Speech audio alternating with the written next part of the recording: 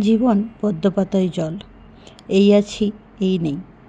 তাই যতক্ষণ আছি ততক্ষণ ভালোভাবে খুব এনজয় করে কাটানোটাই আমার মনে হয় জীবনের মূল সার্থকতা। আজ সেরমই একটা দিন ছিল, শনিবার। শনিবার দিন রাত্রেবেলা রাজস্বী অফিস থেকে ফোন করে বলে ওর এক কলিগ আর ওর স্ত্রী আর আমরা মিলে যাব রেস্টুরেন্টে খেতে। ও বার্গার কিংয়ে অনেক দিন থেকেই খেতে চাইছিল। আমাদের বাড়ির পাশে এমিনেন্ট মল আছে, এই 10 থেকে 15 মিনিট। ভাবলাম ওখানেই যাই।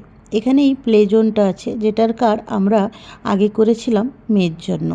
মাঝে মধ্যে এখানে খেলে, কার্ডে এখনও ব্যালেন্স আছে, তাই ভাবলাম ও একটু এনজয়ও করবে, তারপরে আমরা ডিনার করে বাড়ি ফিরব।